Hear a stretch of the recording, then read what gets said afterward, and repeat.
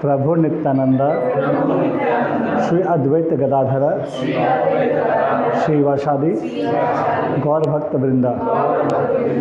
हरे कृष्णा कृष्ण कृष्ण हरे हरे, हरे राम राम राम हरे हरे, हरे कृष्णा कृष्ण कृष्ण हरे हरे, हरे राम राम राम हरे हरे, हरे कृष्णा कृष्ण कृष्ण हरे हरे, हरे राम राम राम हरे हरे, हरे कृष्णा कृष्ण कृष्ण हरे हरे, हरे राम राम राम हरे हरे, हरे कृष्णा कृष्ण कृष्ण हरे हरे, हरे राम राम राम हरे हरे, हरे कृष्णा कृष्ण कृष्ण हरे हरे, हरे राम राम राम हरे हरे।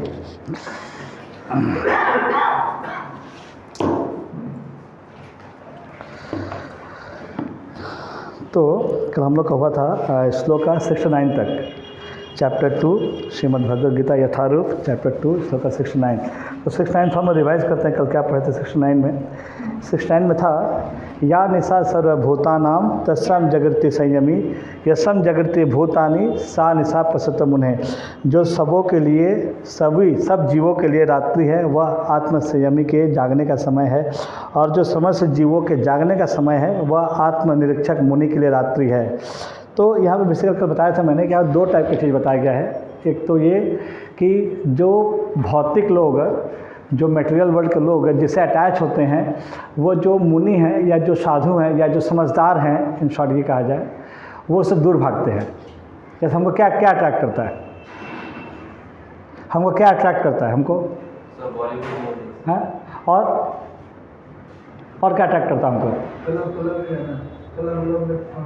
और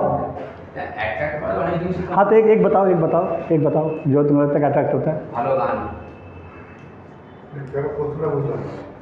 हमको जो मटेरियल वर्ल्ड के हम लोग हैं, हमको क्या चीज़ अट्रैक्ट करता है, क्या खींचता है अपनी तरफ, अनेक पैसा और অনেক পয়সা, মানে নিজস্ব যেটাকে বলা হয়, মানে तुम बोलो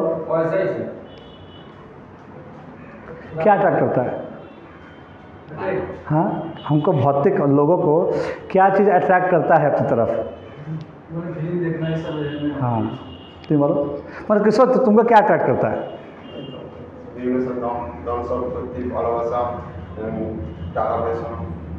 सब बता दिया। हाँ तुम बोलो क्या अट्रैक्ट, तुम्हारा क्या अट्रैक्ट करे। हाँ गान,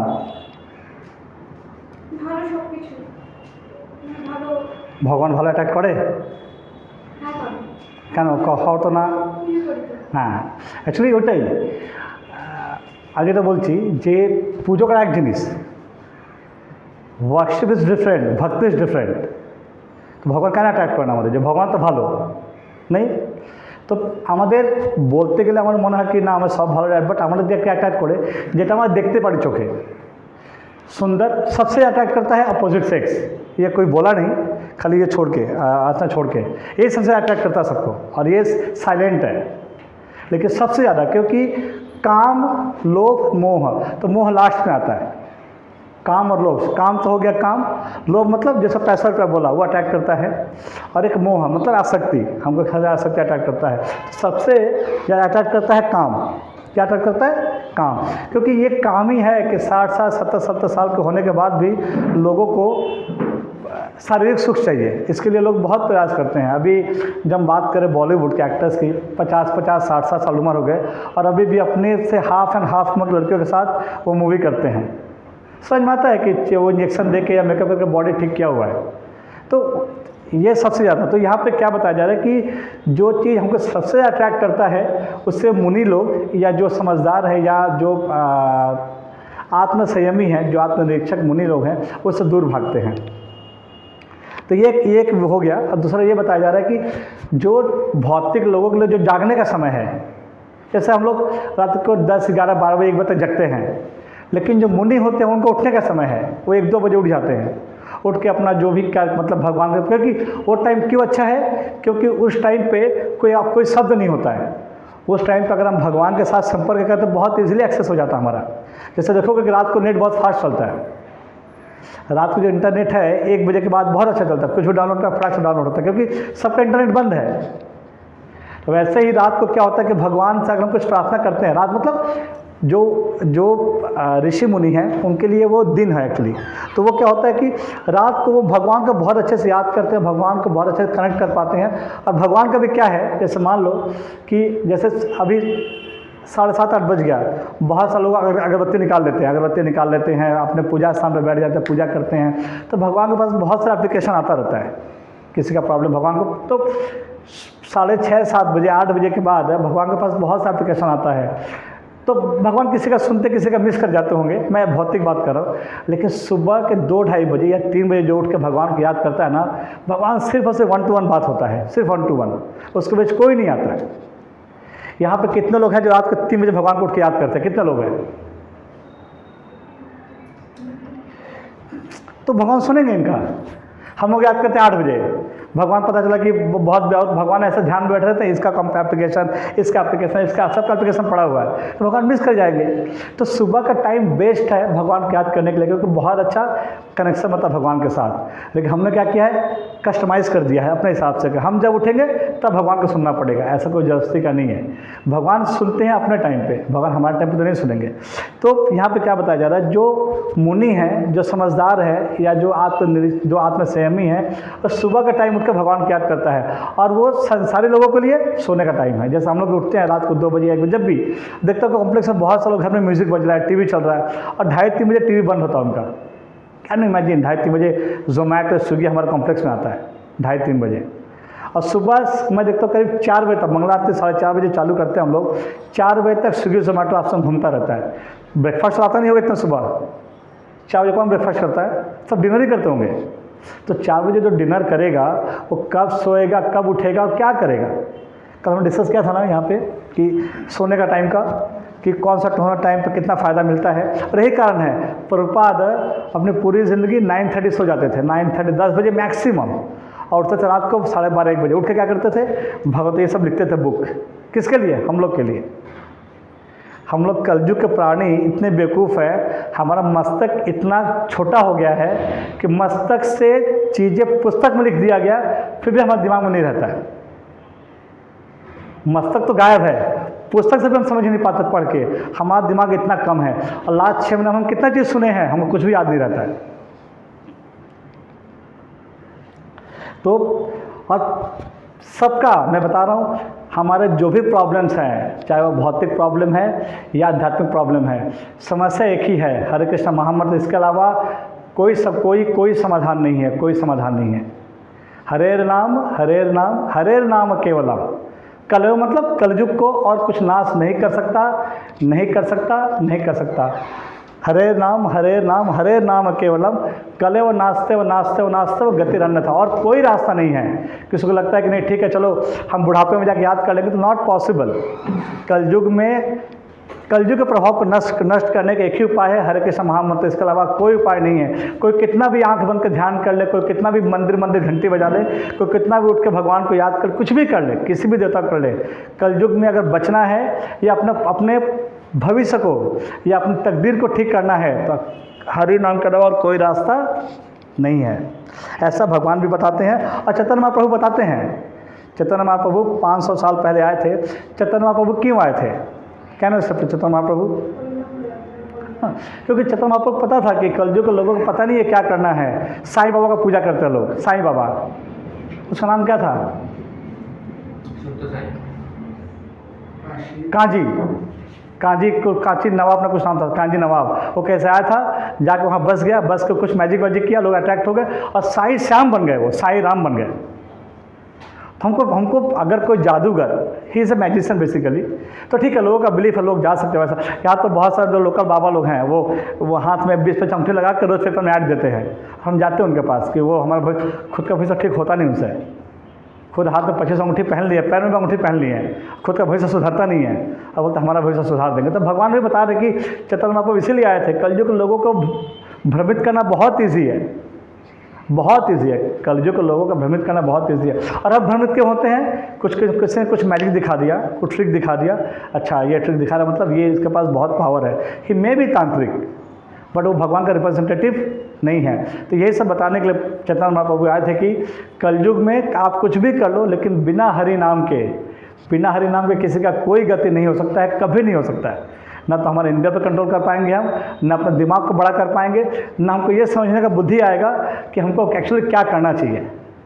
तो क्योंकि मैंने देखा है ना कि मेरे घर में मेरे दादाजी को उम्र 65-70 साल था, वो बुढ़ापे तक नहीं समझ पाए कि भगवद गीता में क्या लिखा हुआ है, क्या पढ़ना चाहिए। वो कर्मकांडी ब्राह्मण है। कर्मकांडी ब्राह्मण किसको बोलते हैं? जो घंटा बजा के कमाते हैं, उनको भगवान से मतलब नहीं होता है। घंटा बजाएंगे, 1 रुपया चार लेके दक्षिणा लेके चले जाएंगे, 2 माथा में लाल टीका लगा देंगे। यह है ना काली मंदिर बगल में, मैं सुबह जब तो वॉक करके 6:15 बजे, तो जो पंडित जी है वो ब्रश करते ताकि यहाँ पे नहाता है और मंदिर बंद रहता है। उससे पहले दूध का दुकान खुल जाता है, उसके पहले दूध का दुकान खुल जाता है, मंदिर खुलता है 6:15 बजे, जब लोग जगते हैं तब। तो क्या ऐसा भक्ति से मिल रहा, हमको कुछ मिलेगा क्या? कि बेसिकली हमने क्या दुकान खोला है कमाने के लिए। तो कलयुग के लोगों का वही भगवान बताने आए थे। कलयुग के लोगों के लिए बहुत मुश्किल है भगवान समझना। तो वैसे भी कलयुग में हम भगवान नहीं समझ पाएंगे, तो भगवान ने चैतन्य प्रभु स्वयं कृष्ण का अवतार है और उन्होंने बहुत ईजी कर दिया कि खाली आप भगवान का नाम लो। और what is the good part, कभी भी ले सकते हैं, कहीं भी। इवन बाथरूम में बैठे हैं, बाथरूम में नहा रहे हैं, हरे कृष्ण का महामंत्र कर सकते हैं। कोई नियम नहीं है, कोई विधि नहीं है, क्योंकि हम कोई नियम के अंतर्गत फिट बैठते नहीं हैं। और कोई बोल दे कि हरे कृष्ण महामंत्र बोलना है 2 घंटा सीधे बैठ के, हमारा कमर टूट जाएगा। 30 सेकंड का रील देखना होता तो भी सब लगता है कितना बड़ा रील है, जल्दी खत्म करते हैं हम लोग। तो तात्पर्य यह है कहने का कि हरे कृष्ण महामंत्र के अलावा कलयुग में कोई उपाय नहीं है। भले हम कितना भी ट्राई कर ले कुछ और करके करने का, श्रवण भी काम नहीं आएगा। ये सुन रहे हो ना तुम लोग बैठ के 6 महीने से, कोई काम नहीं आएगा जब तक कोई महामंत्र नहीं करेगा। सुनेंगे, बाहर निकलेंगे, भूल जाएंगे। और मैं लिख के देता हूँ कि सब श्रवण बेकार है जब तक हम हरे कृष्ण महामंत्र का जाप शुरू नहीं करेंगे खुद से। क्योंकि जो मुझे जानते हैं 4-5 साल से, 3 साल 4 साल मेरे में जो भी थोड़ा चेंजेस आया है, जो भी मे भी कोई चेंजेस नहीं आया है, पर जो भी आया है यही करके आया है। अगर मैं हरे कृष्ण महामंत्र नहीं करता तो शायद मैं कथा सुनता, सब कुछ करता, लेकिन मैं चेंजेस नहीं आता।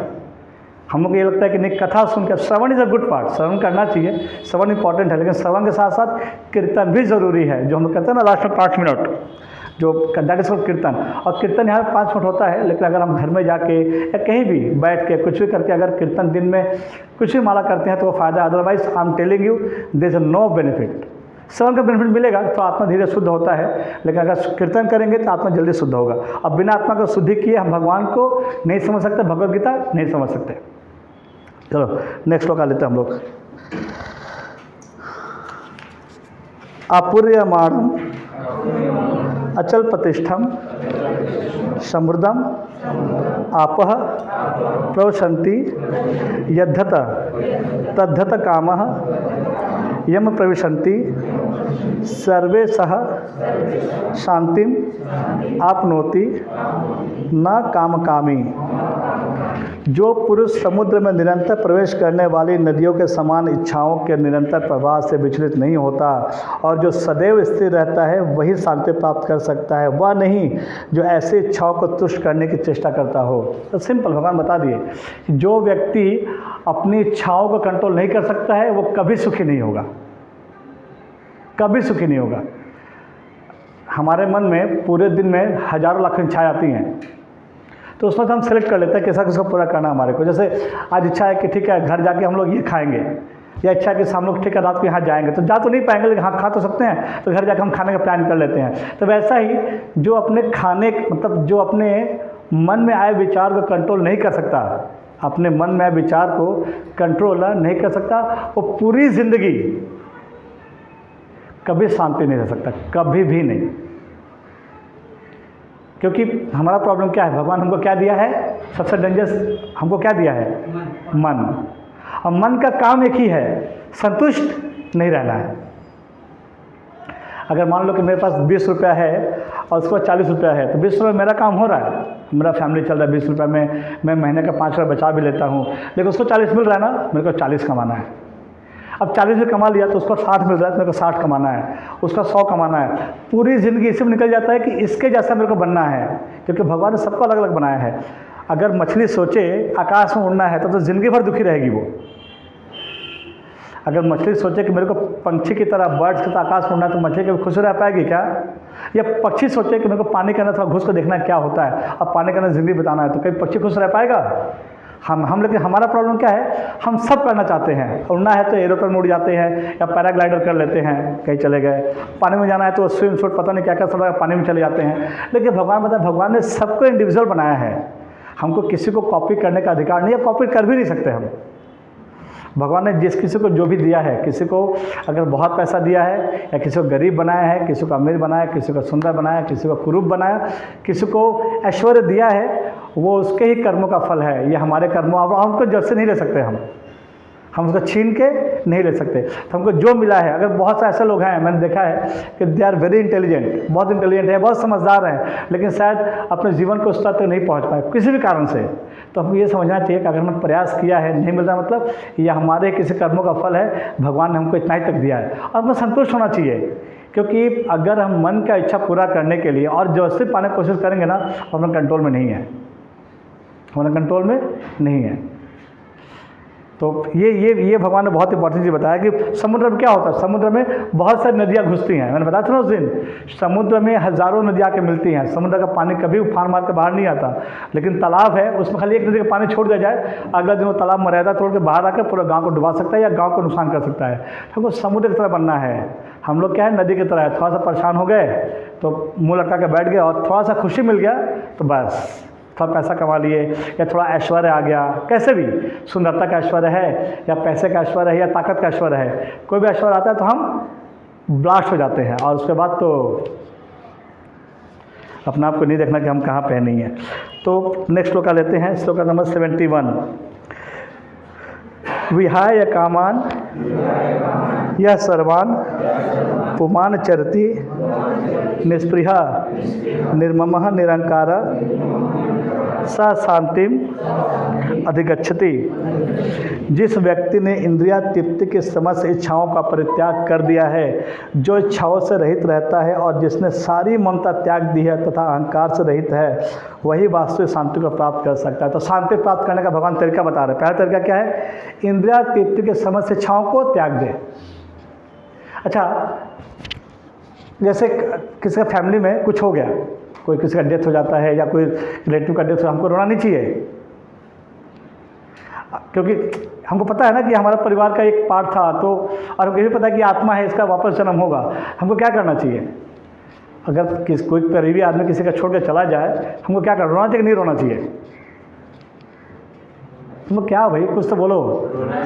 हाँ, रोना मतलब अगर रोना आता है तो रोना चाहिए, जबरदस्ती रोना है। हाँ, तो वही रोना मतलब कौन का बोलता है रोना नहीं चाहिए, कौन का बोलता है नहीं रोना चाहिए? एक्चुअली रोना तो आएगा ही। अब परिवार कोई सदस्य छोड़ के जाएगा, भले हम गीता के मास्टर बन जाए, रोना तो आएगा ही, क्योंकि उनके साथ मैंने बचपन से साथ में रहे हैं, साथ में खाए पिए, हमको कोई बड़ा किया या हमके साथ बड़े हुए हैं, रोना आएगा। लेकिन हमको क्या करना चाहिए इसमें, हमको अपना रोज़ का कर्म नहीं छोड़ना चाहिए।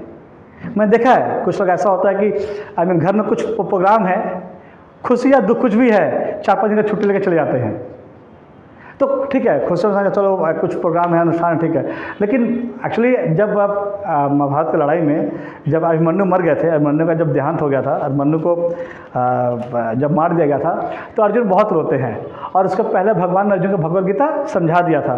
तो अर्जुन को तो नहीं रोना चाहिए था, है कि नहीं? लेकिन अर्जुन रोए थे। अब भगवान भी रोए थे अर्जुन का, क्योंकि भूख का दोष रहेगा, भगवान चुप रहेंगे, भगवान का आंखों में आंसू आया था। लेकिन यहाँ पे हमको क्या सीखना चाहिए, अर्जुन अगले दिन फिर सुबह लड़ाई करने जाते हैं 4 बजे। ऐसे बोलते कृष्णा आज लड़ाई नहीं करूँगा, थोड़ा रेस्ट करता, मूड खराब है, आज जाकर देख लो। तो हम लोग क्या करते हैं, अब कोई मरा भी नहीं है, कोई भर्ती अस्पताल में, उसका 4 दिन शोक मनाएंगे, और शोक नहीं मनाते, हम काम चोरी का धंधा खोजते हैं, कहाँ से धंधा खोजे, काम नहीं जाना पड़े हमको, आप काम हम रोज़ का अपना काम छोड़ दे। ये गलत है। अगर परिवार में कोई बीमार है या किसी का देहांत होता है, हमको करना चाहिए, लेकिन आप ये भी रखना चाहिए कि आज हम अगर पूरे दिन निष्क्रिय हो गए, हमारा जिंदगी एक दिन खत्म बिना काम किए। क्योंकि हमको सांसें ना, हमारा जो ब्रेथ है, सांस, हमको गिन के मिला है। मान लो कि मेरे को 3,03,80,000 सांस मिला है, तो 3,03,80,000 बाद मेरा डेथ हो जाएगा। हमको एक सांस भी ज़्यादा नहीं मिलने वाला है, एक ब्रेथ। तो अगर एक दिन में हम जितनी बार भी सांस लेते हैं, सोचो उस दिन मैंने पूरा दिन कोई काम नहीं किया, फेसबुक किया, व्हाट्सएप किया, अड्डा मारा, गंदे गंदे बात किए, गंदे गंदे जोक्स सुने, और गंदे जोक्स हमने कमेंट किए हैं, वो एकदम लाइफ का वेस्ट हुआ। उसको जो पाप जो किया वो अलग से। तो कोई अगर परिवार का सदस्य चला जाता है तो हमको जो शोक करना चाहिए, लेकिन शोक करने की वजह से हमको अपना रोज का कर्म का त्याग नहीं करना चाहिए।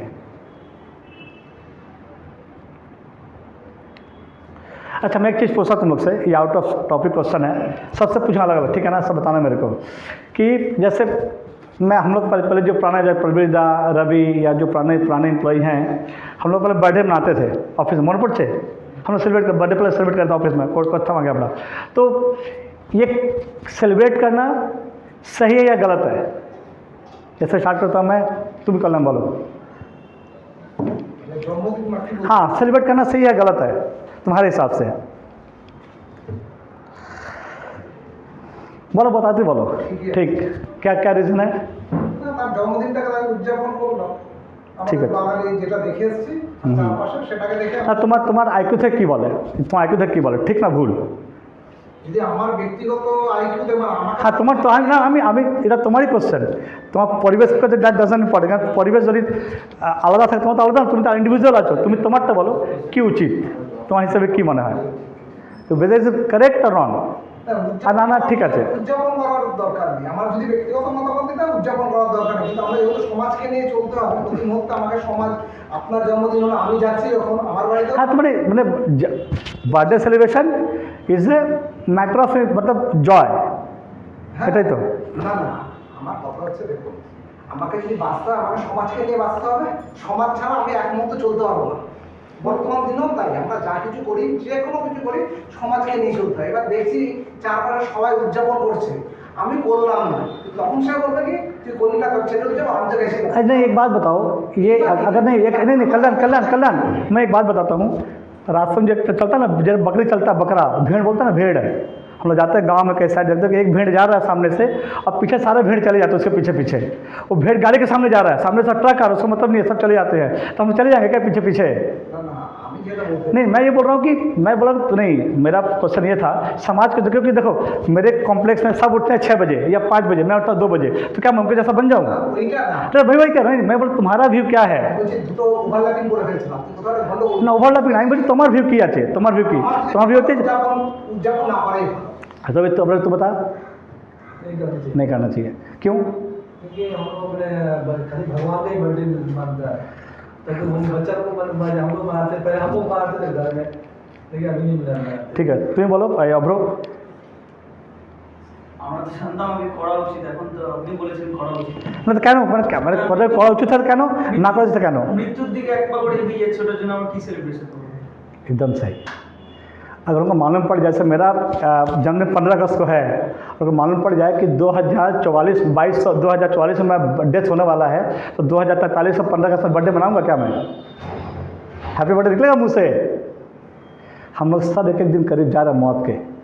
एक तो बड़ा कारण ये हो गया, सबसे बड़ा कारण देखो, सेलिब्रेट कब कर सकते थे, मैं बता रहा हूँ सेलिब्रेट कब करना चाहिए, जब उनको पता है कि मरने के बाद हम कहाँ जाने वाले हैं। मरने के बाद नरक जाएंगे और मृत्यु के करीब जा रहे हैं, ये मेरा सोच है, मैं नहीं बोलता सबका सोच ऐसा होना चाहिए। एक एक दिन हम मृत्यु के करीब जा रहे हैं। आज अगर मान लो कि ऐसा पता नहीं हम कब कौन कब मरेगा, पता नहीं हमारे को, मान लो अगर मालूम पड़ जाए हमको कि मैं मरने वाला 45 में, ये मरने वाला है 87 में, वो मरने वाला है 64 में, हम लोग हैप्पी बर्थडे निकलेगा मुँह से? और दूसरा बड़ा कारण ये है कि मान लो जेल में कोई कैदी है, जेल में कोई कैदी है और उसका जेल में 1 साल बीत गया, केक काटेगा क्या? अरे हैप्पी बर्थडे, तो जेल तक मुझे कटेगा चे, ऐसा बोलेगा उसको? अरे जेल में तो 2 साल कट गया, चल और ज़्यादा कटाना जेल में, ऐसा बोलेगा उसको? जेल में कोई कैदी है, मर्डर करके जेल में फंसा हुआ है, तो उसको बोलेगा कि अरे जेल तो 3 बच्चों रहेगा चे, आज तुझे ना केक काटिए एकटा। हम सब जेल में हैं और क्या सेलिब्रेशन है जेल में रह के? हाँ, ये पता है कि चलो ठीक है सेलिब्रेट करते हैं, अब हम जेल से छूटने वाले हैं, तो ठीक है हमारा डेट करीब आ रहा है, हमारा 10 साल का जेल था, 3 साल कट गया, अब 7 साल बाद हम जेल से निकल जाएंगे, तो सेलिब्रेशन करते हैं हम लोग। किसको पता है कि मर के हम लोग भगवान के पास जाएंगे? किसको पता है? मर कर नरक में जाएंगे और सेलिब्रेशन कर रहे हैं कि हाँ हैप्पी। अच्छा देखो, मैं किसी को बाधा नहीं दे रहा, मैं बोल रहा हूँ ना, हमको इतना दिमाग होना सोचने के लिए, अगर वाकई बर्थडे सेलिब्रेशन करना है तो हमको क्या करना चाहिए। मैंने पहले ही बोला था, मंदिर जाकर उसमें भगवान को भोग लगाना चाहिए, भगवान को खाना खिलाना चाहिए और भगवान को फूल अर्पण करना चाहिए। हे भगवान, हमको जल्दी निकालो यहाँ से। अच्छे लोग जल्दी क्यों चले जाते हैं? हमको होता है ना कि कुछ अच्छे लोग होते हैं जो कि जल्दी चले जाते हैं दुनिया छोड़ के। क्यों? बहुत लोग होता है सर, भालो लोग कहना ताकि मोड़ जाए, साया पाँव में जाए। बढ़िया लोग को भगवान ही बुला लेते हैं। हाँ, जो होता है जेल में कोई आदमी है बहुत अच्छा बिहेव कर रहा है तो उसका जेल का सजा जेलर जल्दी ख़त्म कर देता है। भगवान भी ऐसे ही हैं, जब देखते हैं कोई आदमी बहुत अच्छा आचरण करता है तो जेल से उसको निकाल लेते हैं। तो हमको क्या लगता है कि हमारे तक फंसा था, कहाँ चला गया इतना जल्दी, और ये क्यों चला गया? तो थोड़ा सा हमको बड़े रूप में सोचना पड़ेगा। और ये सोचने के लिए मैं फिर से बताता हूँ, हमारे पास दिमाग है लेकिन वहाँ तक पहुँच ही नहीं पाते। तो मेरा मतलब ये नहीं था हमको बर्थडे नहीं मनाना चाहिए। हमको भक्ति करने के बाद बर्थडे मनाने का मज़ा आएगा। हमको नहीं पता कि हमको मरने के बाद कहाँ जाएंगे, नरक जाएंगे, स्वर्ग जाएंगे, यहाँ पे पिना आएंगे या कीड़ा बनेंगे, क्या बने, हमको नहीं पता। हम सेलिब्रेट तभी कर सकते हैं मेरे हिसाब से जब हमको पता है कि मरने के बाद हम कहाँ जाएंगे। और ये हमेशा याद रखें कि एक एक दिन हम मृत्यु पर बढ़ रहे हैं, एक एक दिन हमारा मृत्यु पर बढ़ रहा है। ऐसा नहीं है कि हमारा एक दिन उम्र कम हो गया या हमारी उम्र कम हो रहा है दिन दिन। एक एक दिन, अगर किसी का ज़िंदगी में 15 साल था, अभी 14 साल 364 दिन रह गया है। ये बहुत इंपॉर्टेंट समझना। तो जाकर, और ऊपर से बड़ा बात क्या है कि अगर हम ये समझ जाएं और ये समझ जाएं कि हम मरने बाद कहाँ जाएंगे, देन इट्स ओके, ठीक है चलो हम स्वर्ग जाएंगे, सेलिब्रेट करते हैं। भले बैकुंठ लोग जाएंगे और बड़ा सेलिब्रेट करते हैं, गोलोक वृंदावन जाएंगे, हम सबको खिलाएंगे। यहाँ पता नहीं हम कहाँ जाने वाले हैं, हम कुछ करते नहीं हैं भगवान के लिए और हम सेलिब्रेट करते हैं। तो ये भगवान देखते उनको लगा क्या बेवकूफ़ है, जेल में पड़ा और ये लोग अपना खुशी मना रहे हैं। तो हम क्या कर सकते हैं कि बर्थडे वाले दिन किसी भी मंदिर जाकर, राधा कृष्ण के मंदिर जाकर उनका भगवान को फुल अर्पण करके प्रार्थना कर सकते हैं कि भगवान थोड़ा बुद्धि दो ताकि हम समझ पाए कि हमको क्या करना और क्या नहीं करना है। समझा? तो यहाँ पे जो इम्पोर्टेंट था, आज हमने दूसरे डिस्कस किया। एक तो ये कि सबसे पहले हमको अपना मन को कंट्रोल करना चाहिए और जो इच्छा है उसको बांध के रखना चाहिए। अच्छा एक ही बता, मैंने जो बताया, जो मैंने रीज़न दिया कि क्यों नहीं करना चाहिए और कब करना चाहिए, इससे कौन कौन सहमत नहीं है? मैंने रीज़न बताया, सहमत नहीं है। क्यों सहमत नहीं हो? 100% सहमत আমরা সেটাই নেই, কারণ আমরা তো মেটেরিয়াল ওয়ার্ল্ডের লোক। আমাদের কাছে এমনি সেলিব্রেশন করার মতো খুব একটা বেশি জিনিস থাকে না। কি করার মতো? ফ্যামিলিতে, ছোটোখাটো ফ্যামিলিতে সেলিব্রেশন করার মতো খুব বড় জিনিস থাকে না। তারা যদি এই জন্মদিনটাকে উপলক্ষ করে যদি আনন্দ করে, যদি আনন্দটা আর পাঁচজনের ডিস্টার্ব না করে, তাহলে তার মধ্যে না অ্যাকচুয়ালি এটাও মেটা বলছি, আমাদের কাছে সেলিব্রেশন করার প্রচুর জিনিস আছে। अगर अपने परिवार को हम रोज़ सुबह जगा के भगवत गीता का पाठ करें, भगवतों का पाठ करें, भगवान के घर, हम लोग यहाँ पे कीर्तन करते हैं ना, करते हो घर पे? না কীর্তন করি। बॉलीवुड डांस करते हो? बॉलीवुड डांस करते हो? तो बॉलीवुड लिमिटेड मধ্যে রাখি। नहीं, मैं वही कह रहा हूँ, मेरा लॉजिक वही था कहने का कि हम बॉलीवुड गाने में डांस कर सकते हैं, लेकिन कीर्तन क्यों? कीर्तन कब करेंगे? जब मर जाए तभी हाथ उठा के ऐसे क्लैप करेंगे, भगवान देखेंगे। तो मैं बोलता हूँ हम क्यों नहीं घर को ऐसा बना दें, घर में हम रोज़ कीर्तन, रोज़ हम डांस करें। बेसिकली इस्कॉन में क्या होता है, वो सुबह 4 बजे उठते हैं, नहा के मंगलारती करते हैं। मंगलारती में आरती नहीं करते, डांस करते हैं। क्या करते हैं? चिल्ला चिल्ला के गाते और डांस करते हैं। और सबको अगर देखना है मायापुर चले जाओ इस्कॉन में या किसी इस्कॉन मंदिर में चले जाओ सुबह 4 बजे 4:30 बजे और देखो क्या करते हैं। और कोई ऐसे हारमोनियम नहीं बजा के बैठते, सब डांस करते कूद कूद के। इसका भाई भी बहुत कूद कूद के डांस करता है, विशाल का भाई, और रोज़ जाता है मंदिर 4 बजे। तो सेलिब्रेशन रोज़ कर सकते हैं हम लोग। उसको उनको बर्थडे का वेट नहीं करना है, ना किसी शादी के लिए वेट करना है। अपने बच्चे को, परिवार को लेकर हम नहीं कर सकते क्या? कर सकते नहीं कर सकते हैं, लेकिन हमको क्या चाहिए कि बर्थडे वाले दिन। और मैं फिर से बताता हूँ कि हर दिन सेलिब्रेशन है, क्योंकि सोचो कि हर दिन हमारे पास सेलिब्रेशन का रीज़न क्या है? हम भगवान को रोज़ डांस करके, भगवान के सामने डांस करके उनके लिए गाना गा के सेलिब्रेशन कर सकते हैं। लेकिन हमको खुश खुश करना है अपने आसपास के लोगों को, अपने सोसाइटी को, तो उनके लिए सेलिब्रेशन करते हैं। बट मुझे मज़ा से मानना है कि अगर हम सेलिब्रेशन करने का बहाना चाहिए, हमारे पास बहाना है सेलिब्रेशन करने के लिए, उसके लिए बर्थडे का वेट नहीं करना है। हम लोग रोज़, मतलब मैं नहीं, बहुत सारे लोग हैं जो रोज़ सुबह 4:30 बजे, 3:45 बजे या 4:15 बजे गाना गा के डांस करते हैं। उसके लिए बर्थडे का वेट नहीं करना हमारे को। ऐसा नहीं कि मैं 15 अगस्त को बर्थडे आएगा तो उस दिन मैं डांस करूँगा, ऐसा नहीं है। तो तुम भी डांस कर सकते हो परिवार के साथ, लेकिन उसके लिए वो माहौल घर में तैयार करना पड़ेगा। और तैयार हो सकता है, बहुत मुश्किल नहीं है। हम लोग अगर परिवार के साथ शादी में जा सकते हैं, किसी बर्थडे पार्टी में जा सकते हैं, कहीं भी जा सकते हैं, तो थोड़ा सा भक्ति भी कर सकते हैं। और यही आदर्श परिवार है, यही आदर्श फैमिली है। हमको आदर्श फैमिली क्या लगता है कि ठीक है चलो साल में एक बार घूमने चले गए, दुर्गा पूजा चले गए, तो वो ठीक है, वो भी जरूरी है, घूमना जरूरी है। लेकिन ये भी कर सकते हैं परिवार के साथ हम रोज़ रोज़ एवरी डे ये सेलिब्रेशन। मैं किसी प्रपात से बोला था कि आप लोग ये जो बोलते हो कि मरने के बाद हम गोलोक वृंदावन जाएंगे, नहीं गए तो क्या होगा? प्रपात बोलो कोई बात नहीं जाते तो हम सुबह करते क्या हैं, हम लोग एवरी डे अच्छा खाना खाते हैं, भगवान के लिए डांस करते हैं, कीर्तन करते हैं, गाना गाते हैं और पूरी ज़िंदगी में से निकाल देते हैं, तो हमारा लाइफ सेलिब्रेशन ही है। फिर प्रभात ने उससे पूछा, अगर मान लो मरने के बाद ऐसा पता चला कि तुम गोलोक वृंदावन नहीं गए तो तुम्हारा फिर क्या होगा? वो चुप हो गया। फिर तो इसमें फ़ायदा क्या है भक्ति में, कृष्ण भक्ति में स्पेशली, कि भगवान का ऐसे पूजा नहीं करना है, जो भी करना भगवान से जोड़ के करना है, and is very easy, and that is called celebration. हमारे घर में खाना बनता है, हमारे घर में नहीं, मैं बहुत बोलता हूँ भक्त घर में खाना बनता है, भगवान को सोच के भगवान को क्या आज खिलाना अलग से, ये सेलिब्रेशन नहीं है। हम लोग क्या सोचते हैं बर्थडे वाले दिन आज की रान्ना करबो स्पेशल किसी करते हैं, तो स्पेशल रोज बना सकते हैं हम, ये सोच के भगवान को खिलाना है, नहीं कर सकते क्या? कर सकते हैं ना। लेकिन हमको स्पेशल डे चाहिए, बर्थडे चाहिए, एनिवर्सरी चाहिए, किसी का ओकेजन चाहिए, लेकिन ऐसा जरूरी नहीं है। अगर भगवान को केंद्र में रख के करेंगे ना तो every day is a celebration. उसका फ़ायदा क्या है कि भगवान बताते हैं कि अंतकाल में, अंतकाल अंतकाल तो आएगा ना, तो उसका वो बहुत इंपॉर्टेंट है। अंतकाल में अगर कोई मेरा स्मरण करते हुए जाता है तो डेफिनेटली वो मेरे पास आता है और कहीं नहीं जाएगा। तो ये तरीका है कैसे भगवान को से याद रख सकते हैं। कल ठोकरना को बोला मैंने, वो कल मंगाई थी ना, तुम खाना मंगाई थी, तुम्हारा जो बर्थडे सेलिब्रेट का ऑफिस है इना के आमा का देवे, आई विल पुट इन अ भोग। ठोकरना तुम्हारे ठोकरना बोला आमा के देते वाले भोग लाता हूँ, सभी भोग खेते एटलीस्ट, तो ठोकरना सबको दे दिया था। तो मैं तुमको बोलता हूँ कुछ भी खरीदो, घर के लिए खरीदो, बाहर के लिए खरीदो, ऑफर टू गॉड, उस वक्त खा लो, क्या दिक्कत है? और that is called celebration. Celebration के लिए ऐसा नहीं कि बहुत ज़्यादा कुछ हमको तलाश करना है, सेलिब्रेशन कभी भी कर सकते हैं हम लोग, घर का माहौल बना सकते हैं ऐसा। और सवाल किसी का कोई? गौतम मुझसे बच्चों एक्चुअली सी मैंने डॉट के अदरवाइज हम लोग का वो भी जरूरी है, बेटा है तो हम लोग क्या करते हैं, जैसे मेरा भी बेटा बेटी है ना, तुम लोग के साथ एक बार इन्वाइट किया था मंदिर में ना बर्थडे पे, ये सब तो वो सा ठीक है, हम ज़्यादा नहीं खिला सकते, हम मंदिर में 200 का मिठाई ले गए, प्रभु जी को दे, प्रभु जी भोग लगा के मेरे को